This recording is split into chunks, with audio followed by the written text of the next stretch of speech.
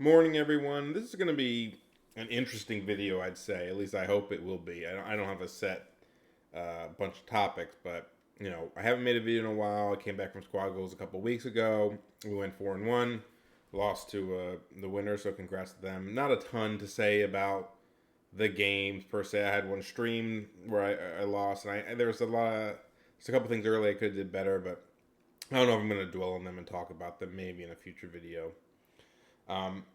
Anyway, still love playing Convocation.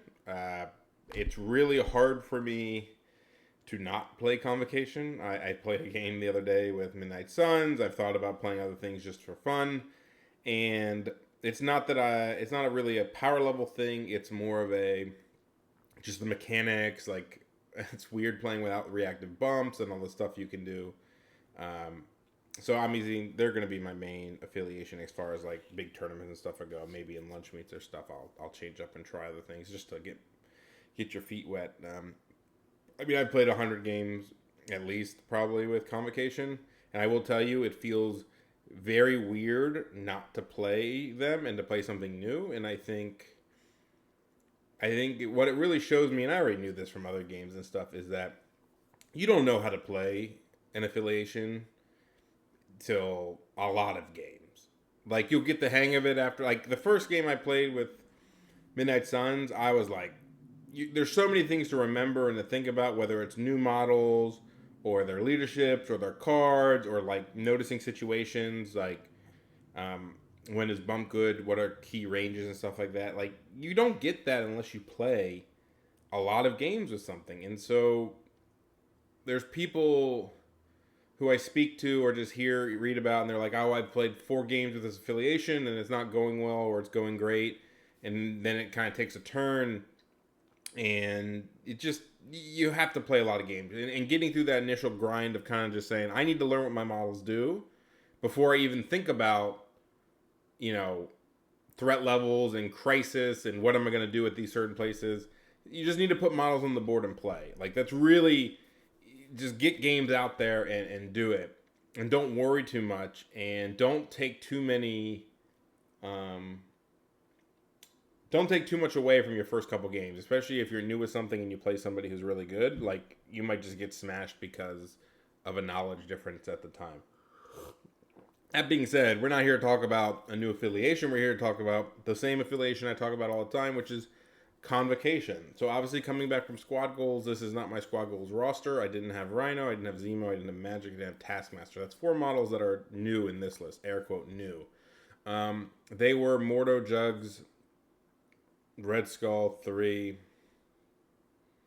Who the hell did I have? Oh, Lizard? Did I have Lizard? I did have Lizard. I knew I don't really want to do the Cabal duel. I don't really enjoy it. I never played it at squad goals. I didn't need to. I just don't like it. I don't like playing it. I actually think, there's a conversation to be said that I think Red Skull might even just be better outside of his affiliation in some cases. But maybe not. I know there's always the Cabal Brotherhood list, and obviously the Thanos 15 is very good. But that being said, he's cut. If he ever comes back, it'll be in the form of a splash. I'm not really that interested in doing any Cabal splash, at least not right now. Who knows? I could make up and change it later. Zemo came back for Lizard. It's debatable. He even has a question mark right now. He probably plays my style a little bit more. There are cases where I think Lizard's better. Rhino was always going to come back. I think he's one of the best pieces in the game. And even if... So, we don't know what's coming and when things might get nerfed. I have some predictions, at least as far as this roster is concerned, of what could change and what could really actually affect it. And we'll talk about that. In fact, we can talk about it right now. So, if I had to predict what is going to get changed that will affect this roster specifically, and obviously, if things get changed, they affect other people. For example, I think R&D will be rotated out. I think it'll be gone. And so I don't run R&D, so it doesn't matter to me. But at the same time, it affects Spirit of Wakanda plays. It affects some of these turn 1 janky stuff people do. So it's air quotes helps us, because if those things were an issue or if those things were not something we did, it only hurts other people. I think what could affect this list. So I think the obvious one is Age of Ultron. I expect it to be gone. Um, I think it'll just rotate out. I mean, people will say, "Oh, what about Fourth Threat?" Ultron's not played anyway. Normal Ultron's not played. He wasn't played with the card, and like it doesn't matter. Like, I don't even know if it's worth wasting a card slot if you play Fourth Threat Ultron with Age of Ultron. I just don't know if it's worth it. He's not big enough threat to me. I think they'll just rotate it out. I think they'll just say, hey, this shouldn't be here. It's too impactful, especially at low threats. I mean, you could say right now, and maybe part of the commentary would be, should I just be running it less? And I think if you're in the mindset of, I don't know when things will get changed, but let's just make up a date. Let's just say September, and you have 3 months left to play what you have in front of you. I think there's something to be said, generally speaking, that you shouldn't play Age of Ultron in certain matchups, especially if the points are super, it's super fast, right? So if you're playing Scoundrels Skrulls, right? And depending on the enemy faction, like if they can just blow them up in 2 turns, it's different, like X-Force or something. But if you're playing something like Webs or something, they're not going to kill him fast enough, right? The game's probably over in 3 to 4 turns. And are they really going to smoke Ultron in 4 turns through books? I mean, hell, you might even be happy they attack him because they're just going to feed him power for trying. And if you bring cards like Fallback would be the replacement to Age of Ultron, or maybe some other card.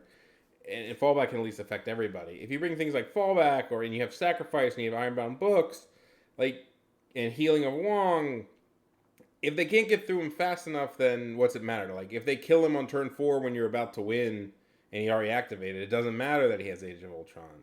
So it's one of those cards that, I mean, people will tell you, oh, I never played Ultron. Ultron, I never used Age of Ultron, or people, they have stunned me and I die with it still available. You also remember there's an opportunity cost for them. Either they don't attack you because you have the card, or they have to do all this stuff to try to sucker you or stun you and try to get it to where they can kill you at the perfect moment.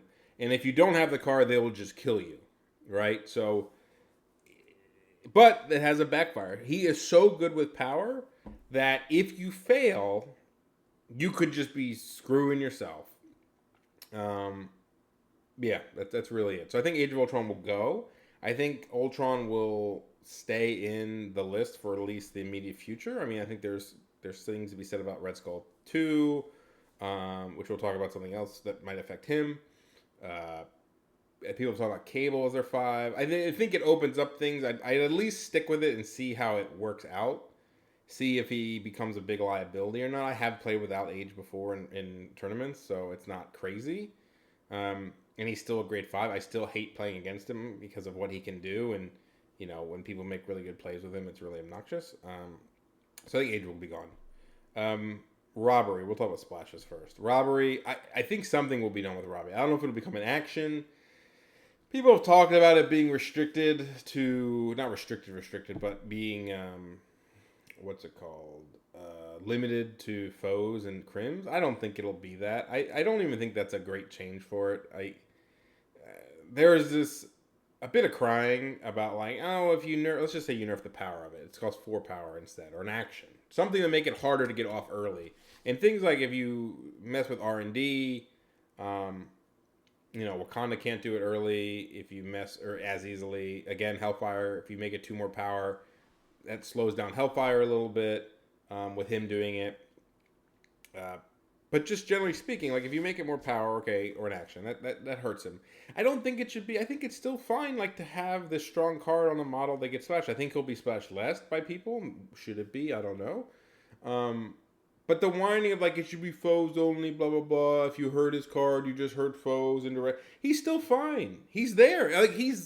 I don't know what. That's such a. I don't know. The crying of they just got a bunch of new models and a bunch of new cards and stuff, and they're I don't know.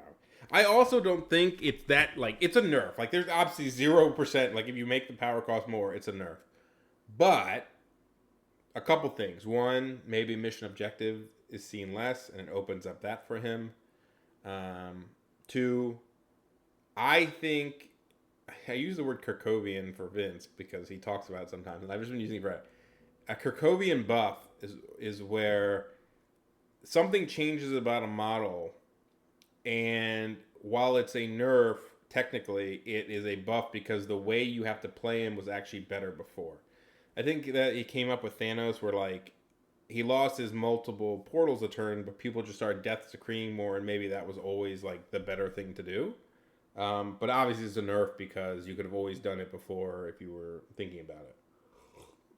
Rhino, I think, is a very mobile, the mobilest four. He has very good, his movement tech off his attack, his throw, size 4 throw is great, especially because he can get deep into the enemy and throw their terrain.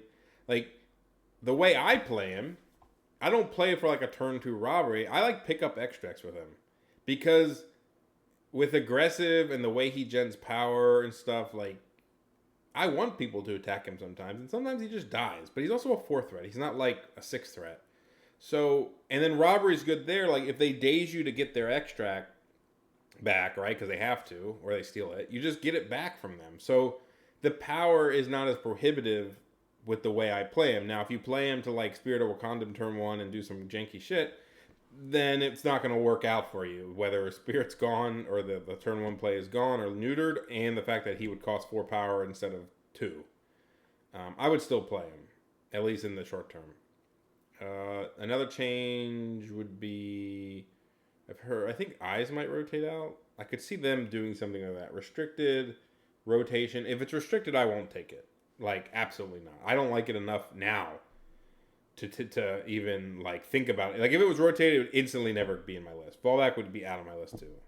Don't care about that one enough. But if eyes goes away completely, it'll definitely change up the game. I actually think something like Convocation is in a decent spot, somewhat because of the bump. It makes it very difficult to punish. Like, if Rhino goes and steals a midline one and they attack him once, you just like bump backwards and heal and get power and all this good stuff. It's not as like, I don't do it all the time. The most times is when you're against like deception type stuff and maybe like a double hammer grab with Strange, which I don't even think, like, it's good, don't get me wrong, but it's not as necessary. So, okay, if you're playing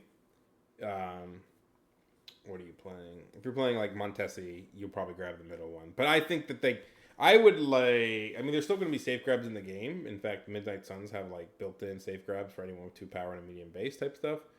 But I don't know. It depends on what they do with other stuff, right? Like, if they want to slow down turn 1 pressure with robbery nerfing, as in the prize going away, if they R&D going away for like janky turn 1 stuff / Wakanda stuff, like, if that's their goal, probably the only thing they need to hit is maybe something with Thanos and like capturing people, and then deception. And I don't know, maybe they'll touch deception, maybe they'll take it unrestricted and change it. I think the restriction was a band-aid they put on. I think it's still a powerful card, super powerful, and if eyes goes away, I don't think you can have that kind of ability in the game. And maybe they'd have to change Thanos. But anyway, the other one, which I think is the most impactful too, because those 3 were whatever, right? There 2 of them are splashes, 1 of them is general card, would be, I could see Iron Man books going to non-grunts.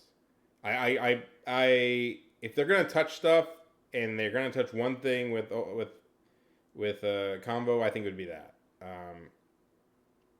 I think it wasn't intended. I think, there's always been resetting books in the game with like Red Skull and Nick Fury, and I think that Ultron takes it up to 11 because not only is it easier, the Red Skull ones are the easiest to do at once because they can just kill themselves. But Ultron, like, his grunts are supposed to die. So, like, part of the play pattern of the best way to play Ultron gives you books back on a model that is very good with books. You know what I mean? So, like, and he's very good with books. It's not like Nick Fury and Red Skull 3 don't really benefit from books almost at all. So it's different when their models die. Like, he is so good with books that it's like, holy shit, like, it's the perfect thing.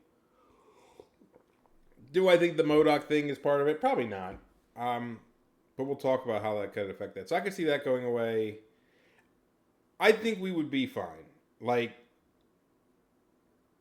right now, games are probably going 4 rounds. You play books on turn 2. Sometimes you get it back by turn. Sometimes you get it back every turn. Sometimes you don't. Sometimes it's just annoying to kill your own grunts. I think nowadays you would just save it for like turn 3, and then Wong usually dies, so like it's always reset anyway. Like you're probably missing out on one turnish of books, and it might even not be the most impactful. I'm fine with it. I think in my head right now, I feel like this weird need to take grunts and to take Ironbound books all the time. It is very good on Strange. And perhaps I need to be more thoughtful about when I use it, when I take it. Do I actually think I'm going to kill my own grunts this turn? Stuff like that. Okay, so that's what I think. I think there could be crisis stuff. I don't know. I could see like the 15s being removed. I know there's a lot of talk about 15s, and I'm going really long about stuff that I didn't even know about. If things like 15 get removed, or at least even the threat value, or maybe researcher, I think that just changes the whole dynamic of the game. Period. I don't know. I mean, if all that comes, that's going to come. Like, we can't pre-plan for it, right? That's going to be such a big change with anything that is potentially done that you're going to have to rethink how you play the game, because it's not only going to affect you, and it's sure, okay, I kick out Gamma and you put something else in. Who knows if the other crisis change. But it's also like, oh, now I don't have to plan for researcher, or I don't need a 15. I actually think that affects a lot of lists where everybody nowadays is like, I need a 15 plan in case I get X, right? Gamma 15 or researcher 15, and I have my 15 I play. But if 15 goes away and you're pretty feel good on 16, 17, or whatever the points would be, you don't need a 15 plan anymore. If there's less ease in the game, you don't need that midline stuff as much. And so it even opens up the squad building a little bit. All right. I feel like I went way too long on that. I'm going to keep it in because I'm just going with it. Convocation. Where am I at right now? So this is the list I've run recently in like the TTS League and the back after squad goals is what I did. And so why did I make these changes? So I think Rhino coming in was always going to be a thing, so I don't think that's really something to really talk about. Lizard, and he replaced Red Skull in this particular instance. Zemo for Lizard. Who did I cut? Hold on. I cut somebody. It was Juggernaut, yeah. So Juggernaut left the list. I still don't think he's bad, and I made the comment about this on the forum or the Discord. He just doesn't really fit what I want to do right now. Like, when I didn't have Rhino, I needed somebody to cover Scoundrels 20, and so I did a Juggernaut 3 threat, which was Mordo at the time, because they actually do pair together nicely. I made a whole video on that. But with Rhino back, I think instead of running a 5-3, I'm just going to run a 4-4, which is Rhino Voodoo, which is a team that I've talked about a lot, and a team I've played a lot. I seriously, I'm pretty sure that team is... I've lost like one game on Scoundrels with it. Like, it's so good on Scoundrels. I don't know, maybe I just get lucky, but I've played at least 10, 15 times, and I win a lot with it. It's the Strange, Voodoo, Rhino, Ultron, Wong list. And that's why I keep Scoundrels in, because I win a lot on Scoundrels. I feel like I think I'm 14-1 on Scoundrels, which is pretty crazy to me. I mean, but that removes the need for Juggernaut, because like most of the time I'm taking Ultron as my 5, and so if I'm taking Ultron most of the time as my 5, and the only time this 5 would come in has already been replaced by Rhino and Voodoo, and maybe on D shapes, does he deserve a spot in the list? I don't know. Right now he's out. So as you can see, I have Magic and Taskmaster over Mordo. So probably a little bit of my... So some of it is this. I think the 3 threats of Convocation, we don't even talk about Clea, would be Magic, Task, and Mordo. And I think you can always make... it's like a circular... You kind of get in moods of like, I like playing Mordo because I think the dice buff is good. And then he can do some cool things with Hex. And then you say, well, he kind of sucks when he gets... Like, people dive him... Like, I played Intrusions twice, and I won once, but I lost once. And I had Mordo Wong, which was my own fault. And it just felt so fucking bad to have them. Especially if books, like, doesn't reset. But that's not the point now. like their clapback is really poor, right? Morto's clapback is a 7 dice spender for 4 energy, 4 power, and then like 2 4 dice attacks, right? And so if you don't have 8, he's not doing a whole lot. Like he doesn't have this like big potential. Whereas somebody like Magic, you know, she has a really good spender. She has a great pierce attack. She has limbo step. If she starts getting going with power, obviously she made a paper. But if she starts getting going and rolls well early with builders, she can do a lot of work with like moving around, clapbacks, waking up and being like, I'm going to spender you, which does a lot of damage. 6 dice counting skulls for both people, bleed, incinerate, and then into a even a builder at that point, right? Or just 2 spenders because her spender does get is not like it's that much worse the second time around. And she has the place, which has a lot of stuff to do. You can really get a lot of reach. So I really, every time I've played her, I've actually like enjoyed her. Weirdly enough, but I know she's made a paper, but she's in there right now. And then Taskmaster, a lot of this stems from needing like intrusions and stuff, needing like a tanky 3 to either go grab a side extract, just be annoying, someone to like not sit on the back point. And yeah, his attacks compared to Mordo, if he's throwing out shields, okay, they don't have Hex, but they can ricochet. They don't get cover, which is kind of nice. Okay, his Sword Strike kind of sucks, but his Spender's actually pretty good. Even weirdly into webs. He's not as good with like a ton of power because he only has 2 ways to spend power, which is his Spender, and he only needs 4, and then his Clapback. But he's just like a cute model. Is he the best 3 in the world? No, but he's tanky enough and annoying enough, and you get him in there with his blanks and extra dice and stuff, and he does some work. I know Mario always preached him, and then I got him onto Mordo. I think it's a circular, you can do whatever you want. I want to play Magic a little more. I think maybe like her style of play is a little bit more to what I want to do. The reason I have 2 affiliated 3s in this particular instance is, one, one's like made of paper and one is more tanky, and 2, I think there are teams where you can go like strange 3-3, like strange Magic Taskmaster is 11, and you go like Ultron Rhino, for example, if you're playing intrusions, and it just feels much more natural to be up near the middle with that kind of team than like having Wong or Voodoo or Mordo sitting like who aren't as good in the middle. Magic is pretty good on D-shaped with her extra mobility. She can fight webs. I mean, that's probably one of the bigger reasons too. I think webs might be one of our harder matchups. I know webs will say, I don't want to play against Convocation, but you can run teams like Strange Voodoo Magic, which is a 12-point core, and then you can add things like Rhino or Bullseye or Zemo or whatever, and just like really go down on the Mystic attackers and stuff like that. Even Task with his spender doesn't let them re-roll their dice, so it's efficiently, it's almost, it's actually better against some models. Like ASM getting hit by Taskmaster is pretty, he's like 4 dice without re-rolls versus 8. It was pretty good. Pretty good there. And it allows you, I think that brings in playing a MODOK because it gives you at least models that are actually fighty to be hit by it. Like Magic and Strange can actually do work. It does also open up some interesting, like, a direction I haven't gone yet, and I don't know if I will, but as far as like trying thing goes, Strangeless, I don't know how much Strangeless combo I want to do since he's like the most fun, but you could do like Magic Taskmaster Wong as an 8 threat core and then add things as needed, like Ultron. Rhino could be 17, or MODOK, you could run that depending on the situation.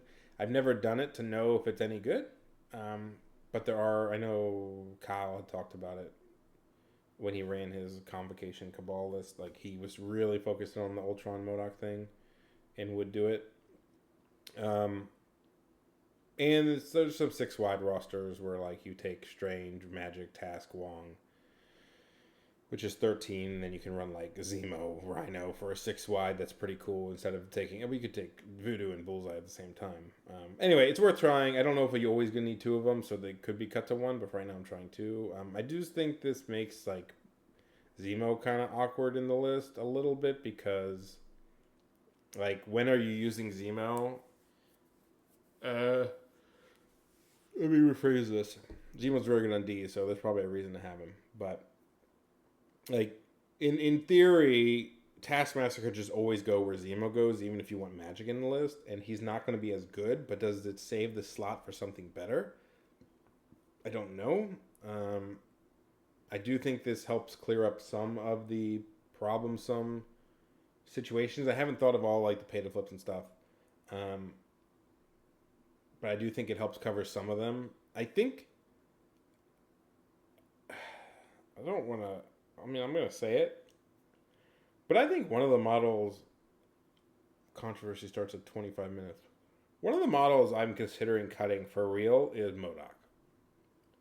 And I'm going to start by saying I think MODOK is good in Convocation, if not great. And I think that 19 is really good. Even if you don't take Mordo and you take like Magic or Taskmaster, I think it still works just fine.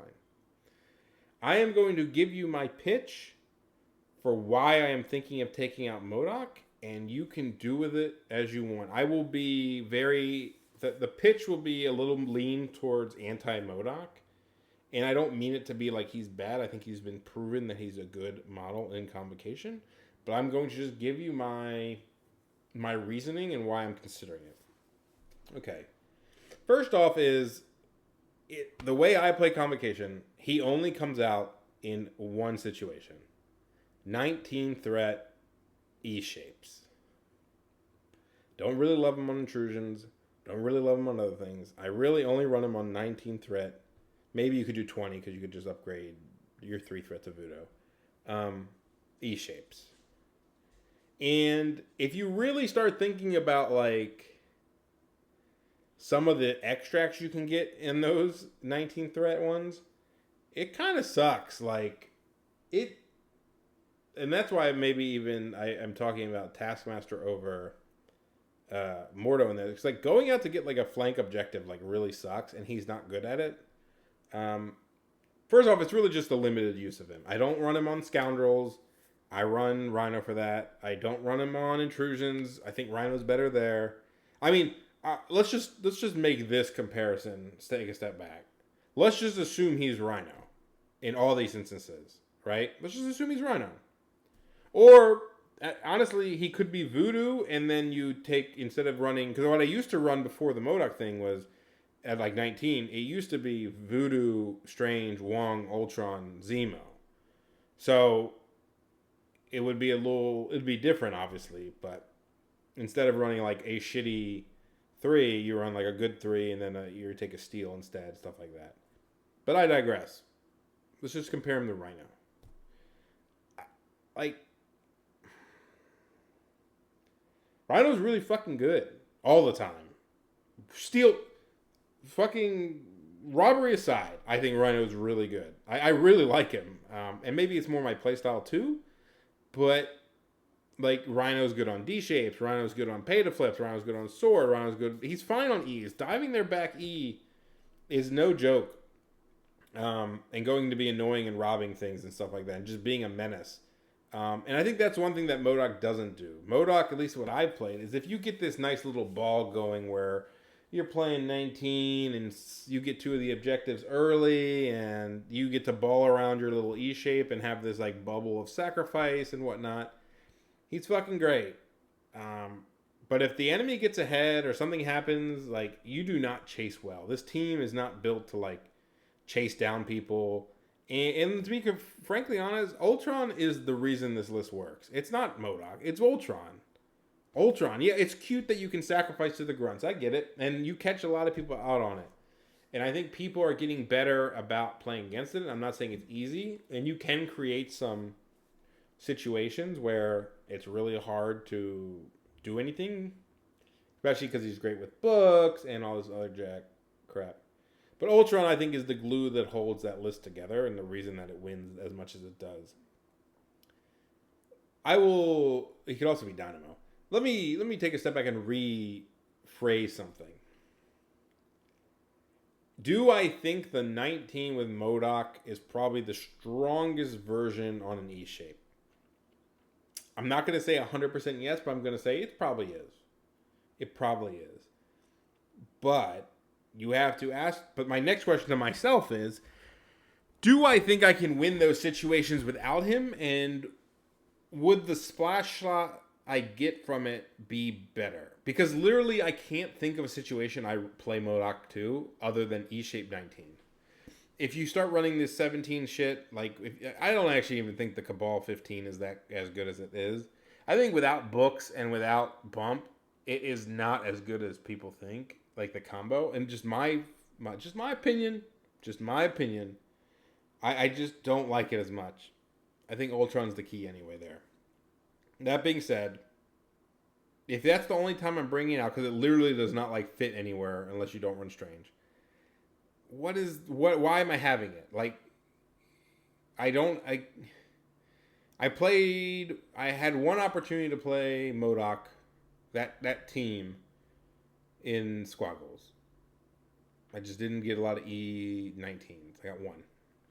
And it was good. He did his thing, but like, it was also my opponent being a little bit newer, like, that kept attacking him and I kept putting in the drones. Like, especially if like reset goes away, I think it even drops even more. It's a good team, but I'm thinking if I can solve more issues of other things and then just play like either Voodoo Zemo or Rhino and Ultron together. I mean, they both have a terrain throw. Rhino's is longer, right? Rhino's is longer. They both have little attacks. I mean, the really big thing you're losing is the sacrifice, but like, people don't have to attack him. Like, Rhino just goes and be an asshole, right? And he's good at, like, one thing he can do that MODOK can't in that team is he can go get a flank, like if it's Demons Virus, for example. He can go get a flank Virus and be like, hey, I'm going to be able to get back in the game next turn because I have a big ass base, I can walk and I can attack, and I'm not as prone to getting like thrown, like displaced because of all my shit I have. So, and maybe he's another 4, because I think where this has to go is it has to lead to, it's not is MODOK good or bad? It's what would he replace and in what situation would they come out that would be useful for me? You know what I mean? So that's where I'm really at with it. I haven't thought through. I also think there's more games you can play without Wong. I think it's mainly like intrusions and stuff, and I think he really should be there. But I do love Bullseye as a model because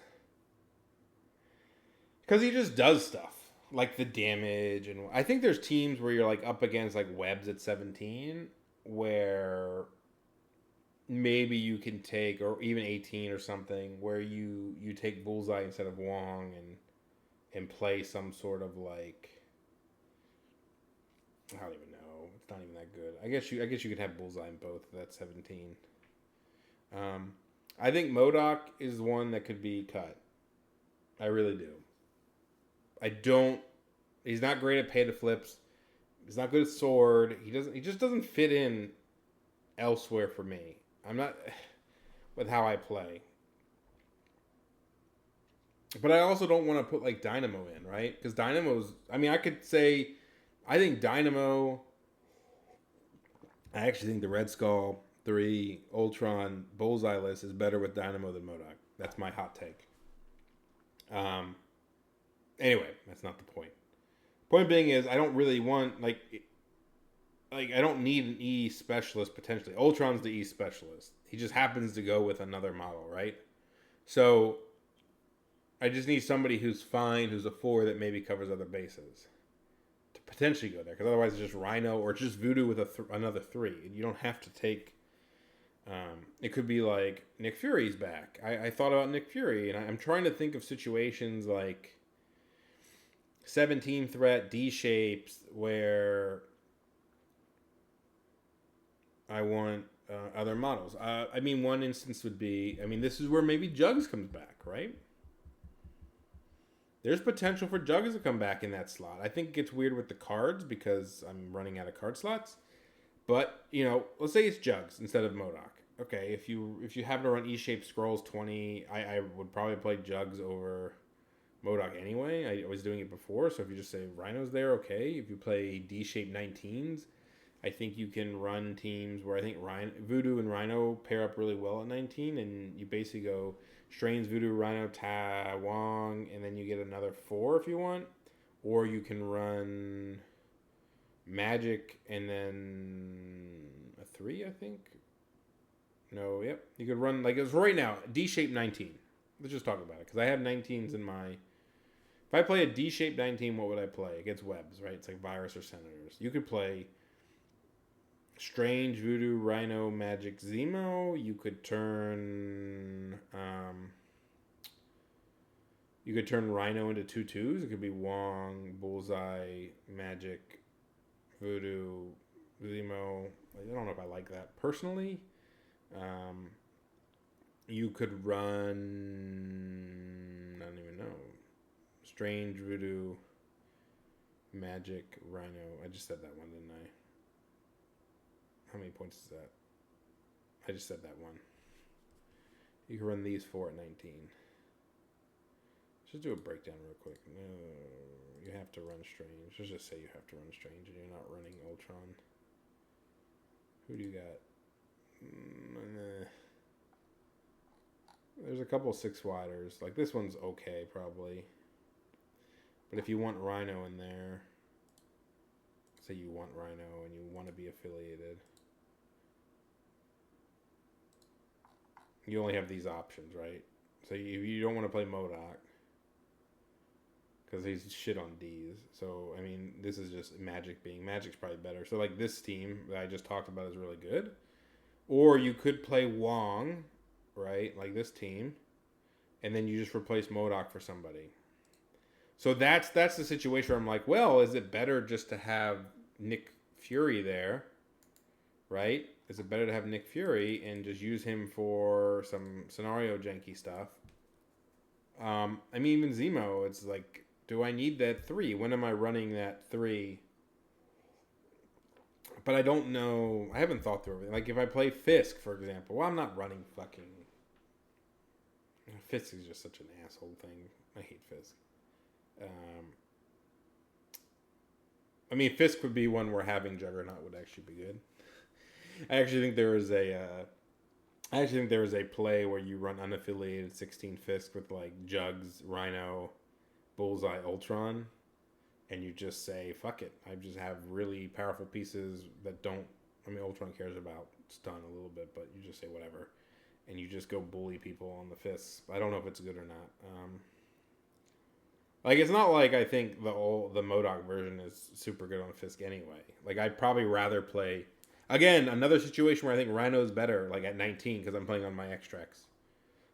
That is the one where I think it would be potentially good to not play Ultron and have Juggernaut. Or if you're at 20, have both. That's probably where I'm at the most, where it's like... I cut Juggernaut.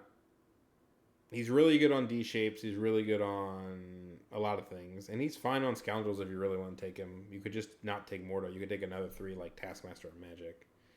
But you don't have any steals, so that's kind of feels weird. Or you could take him with the steals and not have Ultron, depending on your situation. So maybe he comes back. Man, it's so interesting. I think you open up... I also am not as big a fan of Bane and Dalenbaugh as I used to be. It's a good card. It's fine. It's just... I'm not as excited by it as I used to be. I still like my secures. I'm pretty happy with all these. People keep thinking I should take out Scoundrels, and I always win on it. And I'm like, I should probably keep it until I lose a lot. There's always going to be worlds where like I could pull it versus webs and get 17 Scoundrels, and I haven't had to do it much. I'll cross that bridge when it happens, because right now I'm winning on it. And I'm not gonna stop that winning train.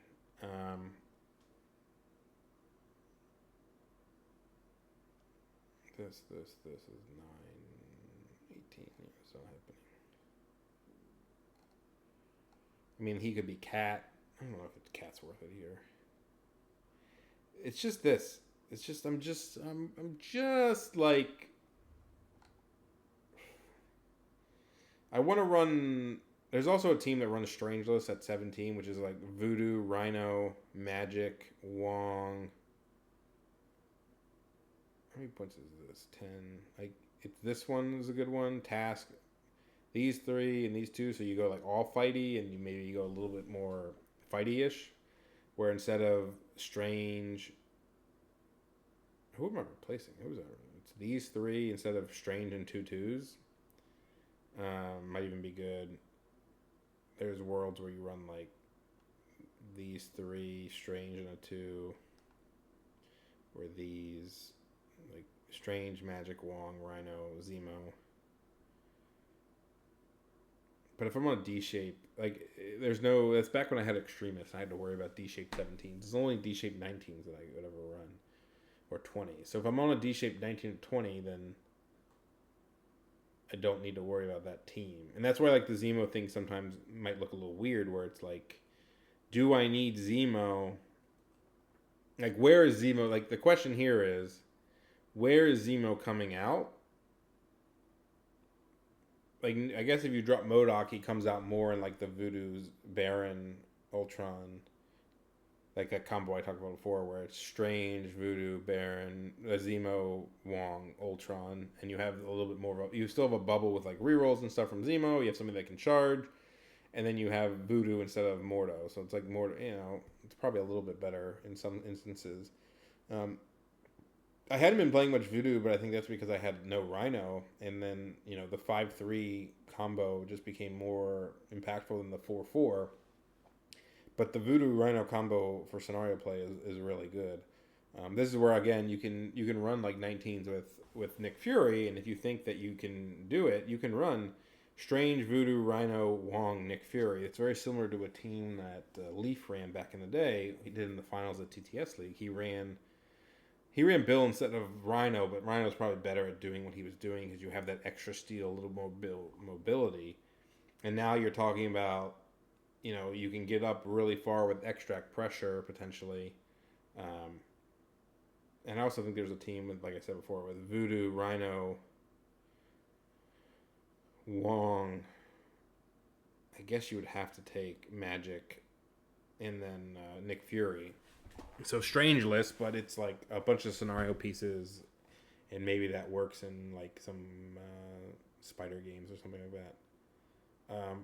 I guess like all be said is, what would replace MODOK? I guess it would be Jugs, right? Could be something else. I think there's a world of splashes out there. I think I'm a little too narrowed right now on like. I think this list could cut Zemo and MODOK and be interesting. I think it could cut one of the threes, the affiliated threes, and potentially be interesting. Though I do like the ability to run both of them. I think it might even be too good not to run two of them in some instances. I haven't thought it all through yet, but yeah, I think that's where I'm at. I think I might cut him. I think I might cut MODOK. I just haven't thought what to put him in for him yet. I know that sounds sacrilege, but it's also me trying stuff. It's not like I can always put him back, right? I can always put him back. All right, thanks for listening.